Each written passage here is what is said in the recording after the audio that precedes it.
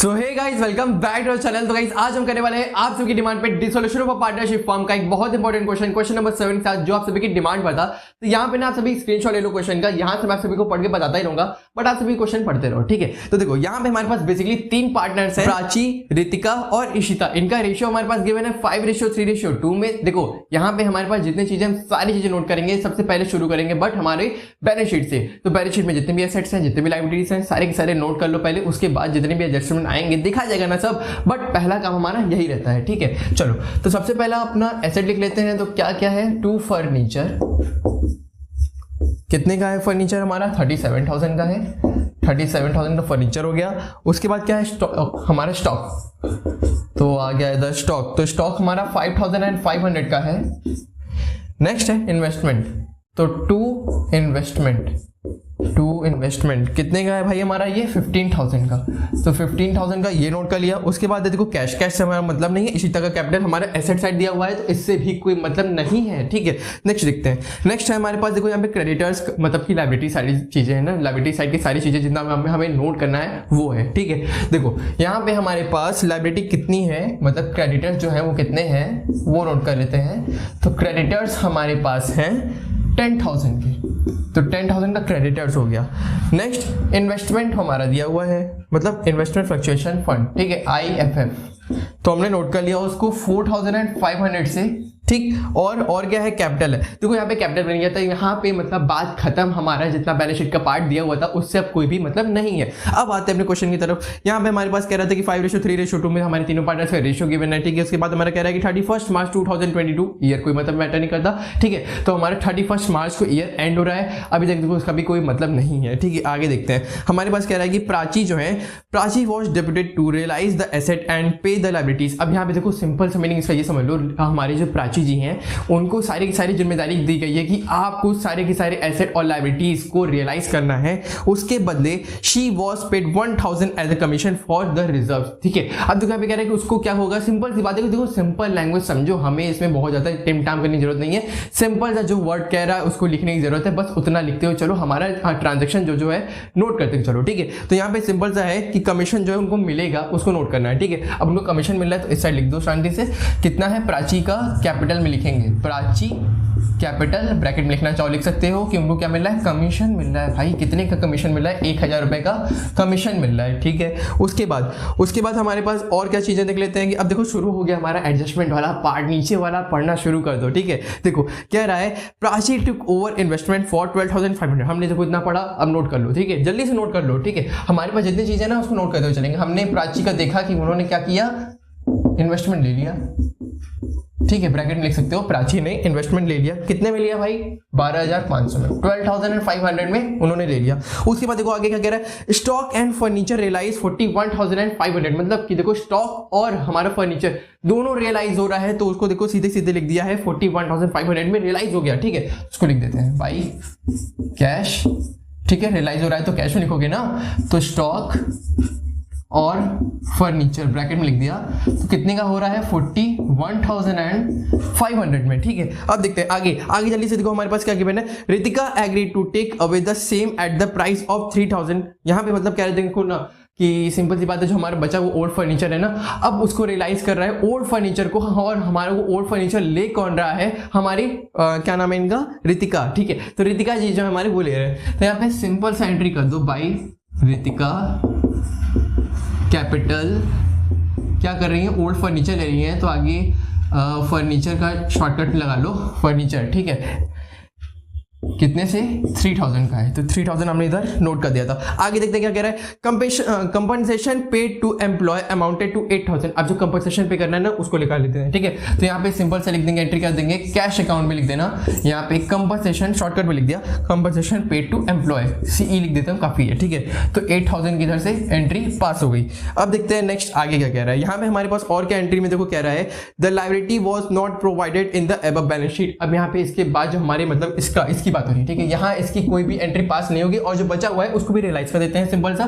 तो देखो कैश का इधर हमने ये लिख दिया था। कैश में क्या था ना, कंपनसेशन वाला, और उसके साथ साथ इधर क्रेडिटर्स का भी लिख देते हैं। तो कितने से रियलाइज हो रहा है, वो 10,000 से हो रहा है और कुछ भी नहीं है, ठीक है। अब कह रहा है कि लास्ट में रियलाइजेशन एक्सपेंसेस अमाउंटेड टू 1,000, यहाँ पे रियलाइजेशन एक्सपेंसेस भी जाएगा, तो यहाँ पे भी कैश में लिखना, ठीक है। यहाँ पे कुछ कह नहीं रहेगी कौन पे कर रहा है, तो सीधे सीधे हम क्या करेंगे, रियलाइजेशन एक्सपेंसेस हमारा इसमें चला जाएगा, ठीक है।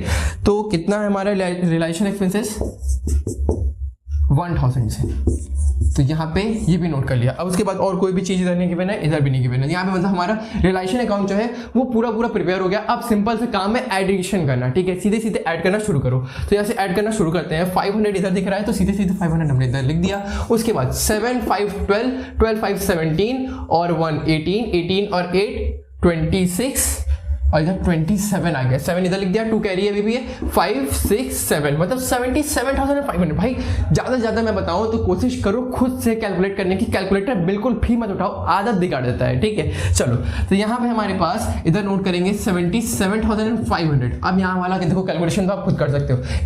इस अमाउंट से आप पूरा इन सारे अमाउंट को माइनस कर लो। उसके बाद देखने को आपको मिलेगा कि हमारे पास इधर क्या रहा है, लॉस आ जाएगा, ठीक है।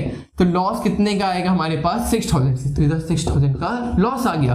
तो इस लॉस को तीनों पार्टनर्स के बीच में बांटेंगे 5:3:2 में, तो कितना आएगा, देखो इनका सम कितना होता है 10, तो 6,000 को 10 से डिवाइड कर दिया तो कितना आया 600। अब एक बार देखो सबसे इंटू कर लो, कितना आएगा इनका 3,000, इनका कितना आएगा 1,800, इनका कितना आएगा 1,200। तो अपना पार्टनर्स कैपिटल अकाउंट बनाते हैं। यहाँ पे देखो सबसे पहला काम क्या करते हैं ना, बैलेंस बीडी लिख लेते हैं। तो बाई बैलेंस बीडी अपने दोनों पार्टनर्स का इधर लिख लेते हैं। तो कौन कौन से थे, 40,000 इनका था जो प्राची का था, और 30,000 इनका दिया हुआ था। यहाँ पे डैश लगा देंगे, ठीक है, क्योंकि इशिता का हमारा इस साइड आएगा। तो हमारा टू बैलेंस बीडी जो है वो आ जाएगा, इनका कितना है अमाउंट 18,000। 18,000 हमने इधर नोट कर दिया, ठीक है। अब देखो, अब हमारे पास जितने भी एडजस्टमेंट हुए थे हमारे रियलाइजेशन अकाउंट के टाइम पर, सारी की सारी चीजें हम नोट करेंगे, ठीक है। देखो यहाँ पे हमारे पास अब शुरू करेंगे। देखो हमारे पास ना इधर जो है साइड पे रियलाइजेशन अकाउंट में जो कमीशन मिला था, सबसे पहले वो लिख लेते हैं। कितना मिला था 1,000 एंड इधर हो गया, ठीक। अब इधर है हमारे पास जो रियलाइजेशन अकाउंट का था बैलेंस, उसको नोट कर लेते हैं। 12,500 जो था इनके कॉलम में जाएगा, क्यों, क्योंकि जो प्राची ने इन्वेस्टमेंट लिया था वो वाला अमाउंट हो गया, ठीक है। उसके बाद कह रहा है कि रितिका जो है उनके भी हमारे कैपिटल अकाउंट में जो जाएगा 3,000 वाला अमाउंट, जो कि हमारे फर्नीचर का था ना, ओल्ड फर्नीचर उन्होंने लिया था वो वाला अमाउंट, ठीक है। देखो तो यहाँ पे रितिका के कॉलम में चला गया 3,000। और क्या बचता है हमारे पास, एक और चीज, to loss on realisation account, उसको नोट करेंगे। तो कितना है हमारे पास 3,000, 1,800 और 1,200। बस देखो हमारे पास यहाँ पे क्या बचता है, बाई बैंक अकाउंट इधर या कैश लिख लो, दोनों चलता है, और यहाँ पे टू बैंक, ठीक है। अब जो बैलेंस बचा उसको नोट करेंगे। तो यहाँ पे पहले ऐड कर लेते हैं दोनों तरफ, कितना कितना अमाउंट आ रहा है, ठीक है। इधर तो अभी खाली है, इसको छोड़ देते हैं। 41,000 इस तरफ, 30,000 इस तरफ, ठीक है। इधर तो 19,200 हो गया ना ऐड करने पे, तो इधर भी सेम हो गया 19,200। तो इनका बैलेंस पता चल गया 19,200 का, ठीक है। अब इधर निकालोगे तो कितना आएगा 25,500, तो इनका आ गया, है ना। तो यहाँ पे इधर लिख लेते हैं 41,000, यहाँ पे भी लिख लेते हैं 30,000, ठीक है। तो यहाँ पे इनका कितना बैलेंस आ रहा है 25,200 का, इधर बैलेंस आ गया, इधर डैश लगा। तो लास्ट अपना बैंक अकाउंट बना लेते हैं। यहाँ पे हमारे पास सिंपली देखो क्या करते हैं, बैंक अकाउंट का बैलेंस बीडी लिखते हैं, ठीक है। तो यहाँ पे टू बैलेंस बीडी हमने लिख दिया, कितने अमाउंट से 9,000 है, 9,000 से हमने एंट्री पास कर दी, ठीक है। अब क्या करते हैं ना, हमारे जितने भी पार्टनर्स का बैंक अकाउंट, मतलब कि देखो उसमें हमारे पार्टनर्स कैपिटल में जो लास्ट बैलेंसिंग फिगर रहता है वो तो बैंक अकाउंट से आता है, तो उसी बैंक अकाउंट को यहाँ पे ट्रांसफर करना होता है, तो उसको ट्रांसफर कर लेते हैं, ठीक है। तो देखो हमारे पास 3 पार्टनर्स थे, तो उनका हमारे पास बैलेंस गिवन था ना, प्राची का और रितिका का और इशिका का। तो प्राची रितिका का हम इस साइड लिखेंगे, तो बाई प्राची, ठीक है। इनका कैपिटल का कितना बैलेंस हमारे पास 25,500, और रितिका इनका बैलेंस हमारे पास गिवन था 25,200 का, ठीक है। अब देखो, अब इनका इधर हम बैलेंस लिखेंगे टू इशिका, ठीक है, सॉरी इशिता नाम है ना।